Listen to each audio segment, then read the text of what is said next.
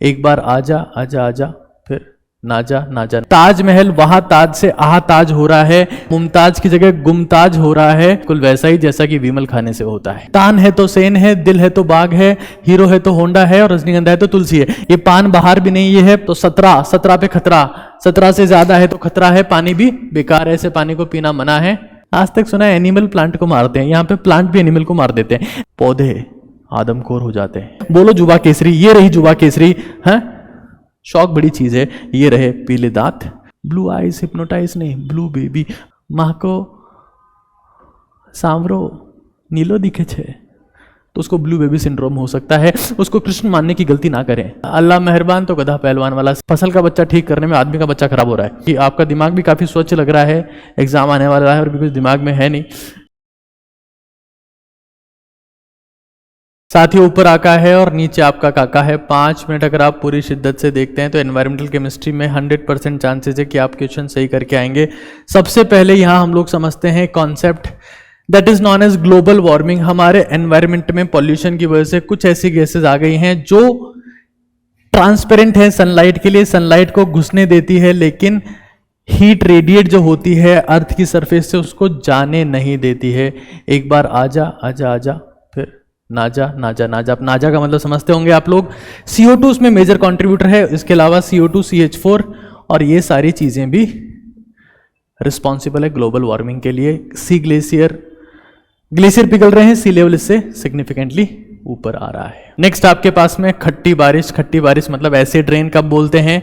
जब rain water की pH 5.6 से नीचे हो जाती है तो उसको एसिड रेन बोलते हैं। अब आपको पता है non metallic oxide acidic nature में होते हैं, मेटलिक ऑक्साइड बेसिक होते हैं। ये कुछ नॉन मेटल्स है, सल्फर, नाइट्रोजन और कार्बन, इसके ऑक्साइड्स। आपको पता है सल्फर का ऑक्साइड जैसे SO3 अगर आपके पास में है तो वो जैसे ही पानी के साथ मिलेगा इट विल फॉर्म H2SO4। ऐसे अगर नाइट्रोजन का ऑक्साइड है तो HNO3 बनाएगा और कार्बन का ऑक्साइड है तो आपके पास में एट द एंड H2CO3 का फॉर्मेशन करेगा। और ये सारे के सारे एसिड पानी के pH को कम करते हैं। आपको पता है ताजमहल वहां ताज से आहा ताज हो रहा है, धीरे धीरे अपनी सुंदरता खो रहा है, मुमताज की जगह गुमताज हो रहा है। तो आप देख सकते हैं हो क्या रहा है, वहां पर मार्बल है, मार्बल मतलब कैल्शियम कार्बोनेट, और इस मार्बल की रिएक्शन जैसे ही सल्फ्यूरिक एसिड से होती है तो ये कैल्शियम सल्फेट में कन्वर्ट हो जाता है और ये पीलापन लेके आ रहा है। जैसा आप बैकग्राउंड देख रहे हैं सब पीलापन ला रहा है, तो जो संगमरमर का सफेद प्रेम है वो पीला पड़ रहा है, बिल्कुल वैसा ही जैसा कि विमल खाने से होता है। नेक्स्ट आपके पास में स्मॉग। स्मॉग कैसे बनता है? Smog plus fog. जैसे कि तान है तो सेन है, दिल है तो बाग है, हीरो है तो होंडा है और रजनीगंधा है तो तुलसी है। ये आपको पता होगा। ऐसे ही स्मोक हमारे पास में 2 टाइप की होती है। क्लासिकल स्मोक है, क्लासिकल ठंडी जगह पर होती है, CAR आपको ध्यान रखना है। क्लासिकल स्मोक एयर कंडीशन माहौल में होती है और रिड्यूसिंग होती है नेचर में। देखो रिड्यूसिंग नेचर में होती है, बहुत इंपॉर्टेंट पॉइंट है। सेकंड पॉइंट देखिए, फोटोकेमिकल स्मोक, दिल्ली वाला स्मोक है ना, दिल्ली वाला छुरा, आपको पता ना दिल्ली वाले छुरे। तो फोटोकेमिकल स्मोक क्या होती है? ये नेचर में होती है, ऑक्सीडाइजिंग होती है। इसके कई और कंपोनेंट होते हैं, ध्यान से देखो एक बार। ओजोन होती है, नाइट्रिक ऑक्साइड होता है, इसमें एक्रोलीन होती है। एक्रोलीन का फॉर्मूला पता होना बहुत जरूरी है भाई। एक्रोलीन का फॉर्मूला क्या होता है? एक्रोलीन होती है CH2 डबल बॉन्ड CH और आपके पास में क्या हो जाएगा यहां पर CHO। नेक्स्ट आपके पास में इसी में पान होता है। देखो पानी खाने वाला नहीं है, ये पान बाहर भी नहीं, ये है पेरोक्सी एसिटाइल नाइट्रेट, सबसे इंपॉर्टेंट है। एसिटाइल ग्रुप क्या होता है? एसिटाइल होता है CH3CO ग्रुप, इसको बोलते हैं एसिटाइल। अब पेरोक्सी लिंकेज यहां पर है, मतलब पेरोक्सी बॉन्ड होगा और O सिंगल बॉन्ड होगा, आंखें मतलब है ना पेरोक्सी लिंकेज, और NO2। पेरोक्सी एसिटाइल नाइट्रेट भी किसका कंपोनेंट है जल्दी बताओ? फोटोकेमिकल स्मोक का। जबकि यहां पर आप देख सकते हैं सल्फर डाई ऑक्साइड होती है, CSR बोल सकते हो, CAR बोल लो। Classical smog sulphur dioxide reducing होता है, क्लासिकल स्मोक ठंडे माहौल में होता है, रिड्यूसिंग होता है, ये ऑक्सीडाइजिंग नेचर में होता है। सुपर इंपॉर्टेंट है, ध्यान रखना है। एयर पॉल्यूशन के बाद में बात करते हैं वाटर पॉल्यूशन की। ध्यान से देखो, पानी में कुछ बैक्टीरियाज हो सकते हैं जैसे कि एस्चीरिया कोलाई, कोलाई, स्ट्रेप्टोकोकस फैसिलिस, आप जानते होंगे। ये बैक्टीरियाज बेसिकली ऑर्गेनिक वेस्ट में ही मिलते हैं। अब यहाँ देखो एक बार ध्यान से, पत्तियां हो सकती है, कूड़ा करकट, बहुत सारी चीजें होती है। पानी में डिजॉल्व ऑक्सीजन अगर 6 ppm से कम हो गई तो मछलियां मरने लगेगी। मछली जल की रानी है, लेकिन वो जल की रानी जल में ही मरने लगेगी, उसमें ऑक्सीजन ही नहीं है, ठीक है ना। दूसरी बात देखो, the amount of oxygen required by bacteria, जो उसमें ऑर्गेनिक कंटेंट है, कचरा है, जो भी है, उसको ब्रेक करेंगे बैक्टीरियाज, और उसके लिए उनको जो ऑक्सीजन चाहिए उसको कहते हैं बीओडी, बायोकेमिकल ऑक्सीजन डिमांड। ध्यान रखना, biochemical oxygen demand, biological oxygen demand नहीं, बायोकेमिकल ऑक्सीजन डिमांड। बीओडी जितना ज्यादा होगा, जितना ज्यादा कचरा होगा उतना बीओडी ज्यादा होगा, उतना ही पानी खराब होगा। तो देखो आपके पास में बीओडी साफ पानी में लेस देन 5 ppm होता है, और अगर पानी खराब है तो 17 पे खतरा, 17 से ज्यादा है तो खतरा है, पानी भी बेकार है, ऐसे पानी को पीना मना है।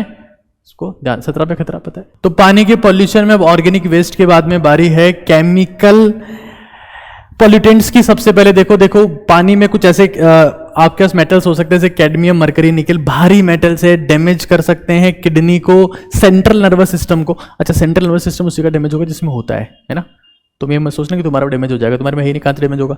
यहां देखो, आगे देखो next point, polychlorinated biphenyl, super important है, polychlorinated biphenyls, PCB. Physics, chemistry, biology नहीं है इसका मतलब। पॉलीक्लोरिनेटेड बाइफिनाइल्स सॉल्वेंट के तौर पर यूज होती है, डिटर्जेंट्स में यूज होती है। ये कार्सिनोजेनिक पाई गई है, ऐसे से यूज करते हैं, कपड़े वपड़े धो रहे हैं, सब काम ले रहे हैं, तो सत्यानाश हो गया, पानी में आ गया। फर्टिलाइजर जिनमें क्या होता है, फॉस्फेट होता है। फॉस्फेट होता है तो फॉस्फेट एल्गी की ग्रोथ को बढ़ा देगा, एल्गी की ग्रोथ बढ़ जाएगा, ऑक्सीजन कम हो जाएगा, सत्यानाश हो जाएगा। पता है ना, ऑक्सीजन कम हुआ सत्यानाश हुआ। पानी में ऑक्सीजन कम हुआ तो मछली, मछला, मगरमच्छ जो भी हो सब मरेंगे। आगे देखो, the process in which nutrient enrich water body supported dense plant. बहुत सारे न्यूट्रिएंट्स आ गए, बढ़िया मजेदार है ना। अब प्लांट तो खुद का ऑक्सीजन खुद के पास है, न्यूट्रिएंट शानदार आ गए। प्लांट बहुत ज्यादा ग्रो करेंगे, प्लांट बहुत ज्यादा करेंगे तो एनिमल को मारने लगेंगे। आज तक सुना है एनिमल प्लांट को मारते हैं, यहां पे प्लांट भी एनिमल को मार देते हैं। ऐसी कंडीशन को बोलते हैं यूट्रोफिकेशन, जब पौधे आदमखोर हो जाते हैं। तो यूट्रोफिकेशन से आप देख रहे हैं बायोडाइवर्सिटी का सत्यानाश होता है, लेकिन कुछ इंटरनेशनल स्टैंडर्ड हैं। क्या क्या उसमें किस टाइप के एलिमेंट्स, केमिकल्स होने चाहिए। यहां देखो, सबसे पहले फ्लोराइड। फ्लोराइड ध्यान रखना है कि दूधारी तलवार है, कम होगा तो दिक्कत है, ज्यादा होगा तो भी सत्यानाश कर देगा।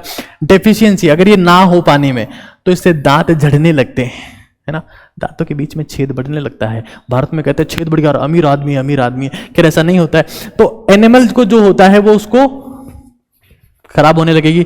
लेकिन अगर आपके पास में उसमें फ्लोराइड है तो एनिमल को टफ बनाएगा।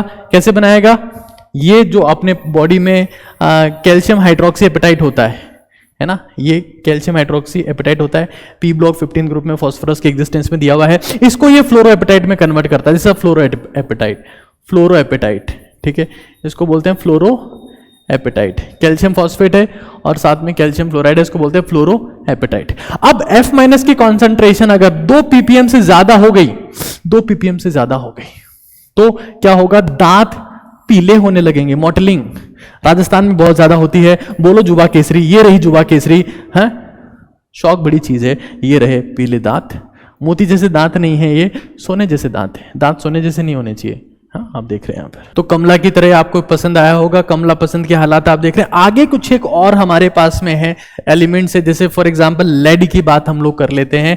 अपर लिमिट लेड की 50 ppb सुपर इंपॉर्टेंट है, एग्जाम में पूछा जा चुका है लेड, और ये तीनों सुपर इंपॉर्टेंट है, तीनों से एग्जाम में सवाल आ चुका है। पार्ट्स पर बिलियन लेड बहुत किडनी का सत्यानाश कर देगा ये। इसके अलावा सल्फेट जो है 500 ppm से ज्यादा नहीं होती, ppm ज्यादा नहीं, वरना क्या हो जाएगा, लग्जेटिव। ठीक है ना, पानी पिएगा आदमी और टॉयलेट नहीं जाएगा, कहीं और जाएगा। ठीक है ना, क्योंकि आप लग्जेटिव का मतलब समझते हैं ना, डायरिया हो जाएगा उसको। नाइट्रेट्स, ठीक है ना, नाइट्रेट जो है इसकी अपर लिमिट क्या है, 50 ppm। रट लेना है, मैं फिर कह रहा हूं LSN 50 550 ppb, ठीक है, ppm और ppm।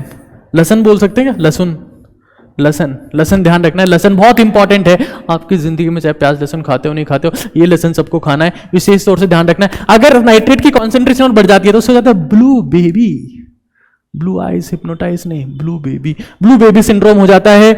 स्किन उसकी नीली पड़ जाती है, जिंदगी में नीलापन छा जाता है। क्यों? क्योंकि नाइट्रेट जब ज्यादा होगा तो ब्लड में ऑक्सीजन कॉन्सेंट्रेशन कम हो जाएगा, नीला दिखने लगेगा।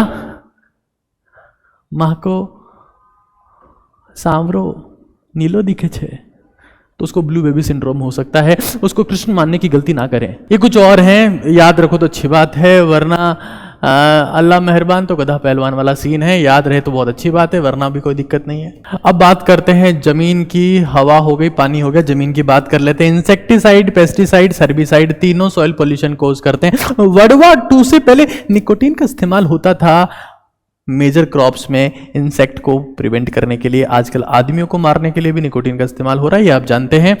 बहुत सारे आपको पता है ना, हाँ, कई टाइप के फ्लैक्स आजकल मार्केट में आते हैं, सुनहरा फ्लैक। सेकेंड वर्ल्ड वॉर के बाद में डीडीटी का इस्तेमाल किया गया, डाइक्लोरोडाइफेनाइल ट्राइक्लोरोथेन वेरियस क्रॉप्स, और उसके बाद में कई सारे केमिकल सब्सटेंसेस का यूज किया हुआ। और डीडीटी के बाद में कुछ और फेमस चीजें आई, एल्ड्रिन, डाईएल्ड्रिन। एल्ड्रिन के साथ में मेरी कहानी बहुत जबरदस्त है, मैं कभी आपको सुनाऊंगा। एक बार हम लोगों ने घर पे अंडे बॉईल किए थे, और जो अंडा था वो कच्चा था, उसमें फूट गया, उसके बाद उसमें स्मेल हो गई, तो हम घर वालों को पता ना लगे इसलिए हम उसको धोने लगे। हम देखे किससे धोएं, सबसे धो के देख लिया, नहीं साफ हुआ, हम एल्ड्रिन लेके आए, उससे धोने लगे, जब तक खुशबू है उस दिन मारे जाते हैं हम लोग। खैर कोई बात नहीं है। उसके अलावा दीज डेज कुछ हर्बिसाइड्स ऐसे हैं जैसे कि NaClO3, Na3SO3, they have more attention because these causes the birth defect. फसल का बच्चा ठीक करने में आदमी का बच्चा खराब हो रहा है। पॉल्यूशन के बाद में आगे बारी है कुछ कचरे की। तो हमारे पास में वेस्ट 2 टाइप का होता है, बायोडिग्रेडेबल, जिसको जैसे कॉटन मिल से, पेपर मिल से, टेक्सटाइल फैक्ट्री से निकलता है, कपड़ा वपड़ा जो रुई होती है वो सब आराम से तोड़ फोड़ सकते हैं इसको नहीं तोड़ फोड़ सकते, ठीक है ना। ये थर्मल प्लांट से निकलता है, आयरन स्टील प्लांट से निकल्ता है। बट आजकल फ्लाई ऐश और स्लैग जो स्टील इंडस्ट्री से आ रहे हैं, उनको सीमेंट बनाए जा रहे हैं। आपने देखा होगा आजकल ईंटें, सीमेंट वाली ईंटें आपने सुनी होगी ना, वो थोड़ी सी ब्राउन, मतलब थोड़ी सी ग्रेइश दिखती है, आपने देखी होगी वो। और इसके अलावा फ्यूल ऑब्टेन फ्रॉम प्लास्टिक जो वेस्ट है उससे फ्यूल ऑब्टेन किया जा रहा है, जिसमें हाई ऑक्टेन रहेंगे। हाई ऑक्टेन रेटिंग उसका है, मतलब उसमें ज्यादा ब्रांचिंग होगी, फ्यूल अच्छा है, आसानी से जलता है। लेड उसमें नहीं होता है, और इसको हम क्या बोलते हैं, ग्रीन फ्यूल बोलते हैं। क्या बोलते हैं इसको हम लोग, ग्रीन फ्यूल। वर्ड आपको ध्यान रखना है, बहुत इंपॉर्टेंट टर्म है ग्रीन फ्यूल। वेस्ट मैनेजमेंट के लिए भारत सरकार ने 2 मिशन चलाए, अर्बन और ग्रामीण, SBG स्वच्छ भारत मिशन। हो सकता है कि आपका दिमाग भी इसमें हेल्प कर पाए, क्योंकि आपका दिमाग भी काफी स्वच्छ लग रहा है, एग्जाम आने वाला है और भी कुछ दिमाग में है नहीं। तो स्वच्छ भारत मिशन में आपको भी ब्रांड एम्बेसडर बनाया जा सकता है, आपका दिमाग भी काफी स्वच्छ लगता है मुझे। आगे चलते हैं हम लोग, ग्रीन केमिस्ट्री। अब हम कुछ और सोच रहे हैं, है ना। आजकल हर चीज का ग्रीन लगा देते हैं। पहले चाय पीते थे, ग्रीन टी आ गई, कॉफी भी ग्रीन आ गई, हर चीज ग्रीन आ रही है आजकल जिंदगी में। चाहे सब कुछ लाल सूखा पीला हो गया हो, लेकिन ग्रीन लाना बहुत जरूरी है। अब यहां देखो हम लोग, पहले टेट्राक्लोरोएथीन सुपर इंपॉर्टेंट है, ये यूज होता था ड्राई क्लीनिंग में, सूखी धुलाई में। सस्पेक्टेड कार्सिनोजन है, लेकिन आजकल लिक्विफाइड CO2 यूज हो रही है ना। ये ध्यान रखना है भाई, सुपर इंपॉर्टेंट पॉइंट है। ड्राई क्लीनिंग में पहले कौन यूज होता था, आजकल CO2 यूज हो रही है। इसके अलावा हाइड्रोजन पेरोक्साइड भी आजकल यूज हो रहा है, पानी वानी में मिला के देते हैं।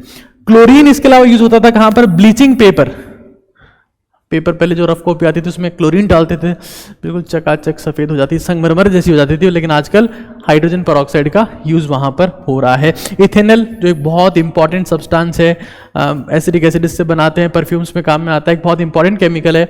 आजकल इससे भी हम लोग डायरेक्टली बना रहे हैं, कैसे, एथीन के ऑक्सीडेशन से, जिसमें कैटलिस्ट के तौर पर वाटर में प्रेजेंट PD2+ और Cu2+ को यूज कर रहे हैं, एज ए कैटलिस्ट काम में आ रहे हैं, और इससे इथेनॉल बन रहा है, ठीक है ना। इससे पहले कुछ ऐसे प्रोसेस यूज होते थे जिसमें बाई प्रोडक्ट थोड़े से टॉक्सिक होते थे, यहां ऐसा कोई बाई प्रोडक्ट नहीं है। इसके अलावा कर्नेल ऑफ टेमरिंड, इमली के बीज का जो कवच होता है, वो पानी को साफ करने के काम में आ रहा है, कोई दिक्कत वाली बात नहीं है।